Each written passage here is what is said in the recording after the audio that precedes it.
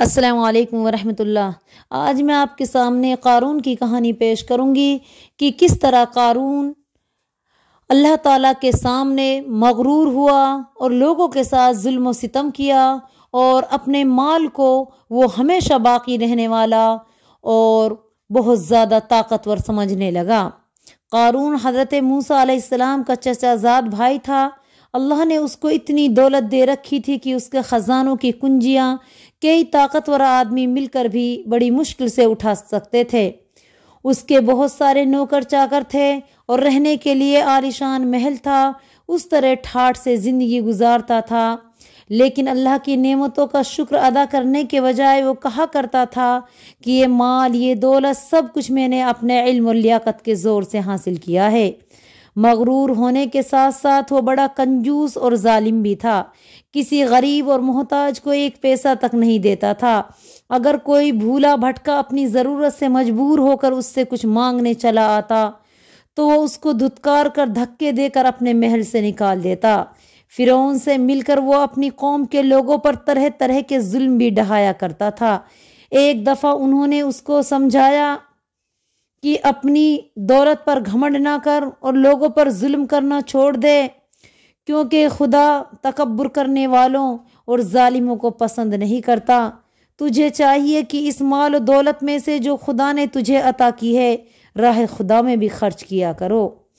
نیکی مرنے کے بعد تمہارے کام آئے گی۔ جس طرح اللہ نے تم پر احسان کیا ہے اسی طرح تو بھی بندوں پر احسان کر۔ غریبوں اور بے کسوں کے کام آ اور ان کی دعائیں لے۔ قارون نے بڑے غرور سے ان کو جواب دیا، جاؤ جاؤ اپنا کام کرو۔ یہ دولت میں نے اپنی دانائی اور ہوشیاری سے جمع کی ہے، دوسروں کو اس میں سے کچھ بھی نہیں دے سکتا۔ یہ مفت کا مال نہیں ہے جو لوگوں میں خیرات کرتا پھروں۔ یہ جواب دیتے وقت قارون کو اللہ کا بالکل خیال نہ آیا۔ وہ اللہ تعالیٰ کو بھلا بیٹھا اور بڑے زور آور اور طاقتور ذات کو بھول بیٹھا، اور اس سے پہلے وہ ایسے بہت سے ناشکرے لوگوں کو ہلاک کر چکا ہے جو بہت مال و دولت اور نوکر چاکر رکھنے والے تھے۔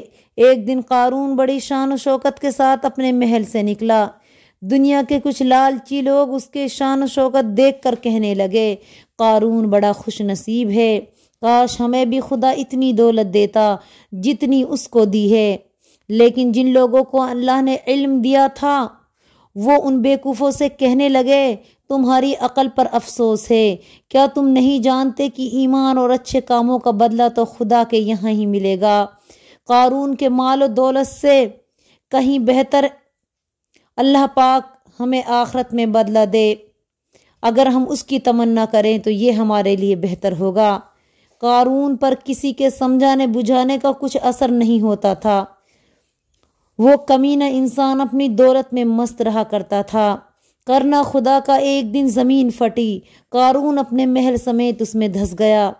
اس وقت نہ دولت اس کے کام آئی، نہ نوکر چاکر اس کی کچھ مدد کر سکے، اور نہ کوئی تدبیر اس کو اللہ کے عذاب سے بچا سکی۔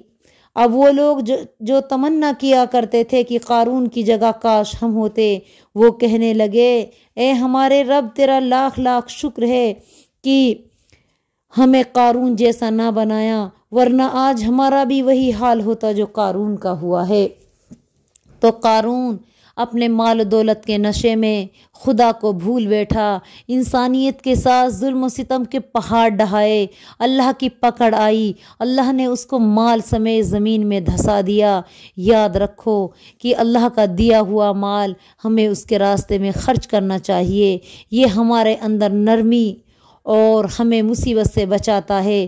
اگر ہم صدقہ کرتے ہیں تو ہمارا صدقہ آخرت میں بھی ہمارے کام آئے گا اور دنیا میں بھی ہمارے لیے اللہ پاک اس کے ذریعے بہت ساری بھلائی کے راستے کھول دے گا۔ مال خرچ کرنے سے کبھی کم نہیں ہوتا، کیونکہ ایک دفعہ حضرت موسیٰ علیہ السلام نے اللہ پاک سے ایک بندے کے بارے میں سوال کیا کہ پروردگار، یہ بندہ بڑا امیر ہے، اس کی امیری کب تک باقی رہے گی؟ اللہ پاک نے کہا، اے موسیٰ، 50 سال یہ امیری میں گزارے گا اور 50 سال اس کے بڑے تنگ دستی کے گزریں گے۔ حضرت موسیٰ علیہ السلام اس کو دیکھتے رہے۔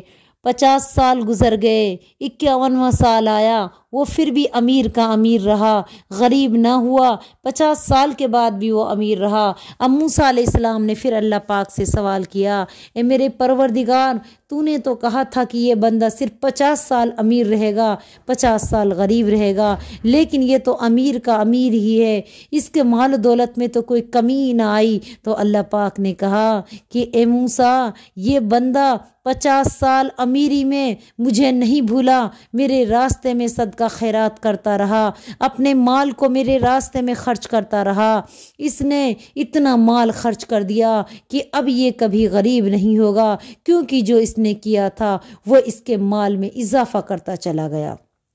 تو مال خرچ کرنے سے کبھی کم نہیں ہوتا، اس لیے ہمیں چاہیے کہ ہم اپنا مال اللہ کے راستے میں خرچ کرتے رہیں۔ انشاءاللہ تعالی اللہ پاک دنیا میں بھی ہمیں اس کا بدلہ دے گا، اور آخرت میں تو وَقْرِضُ اللَّهُ قَرْضًا حَسَنًا، وہ اللہ کے ذمے ایک بہترین قرض ہے۔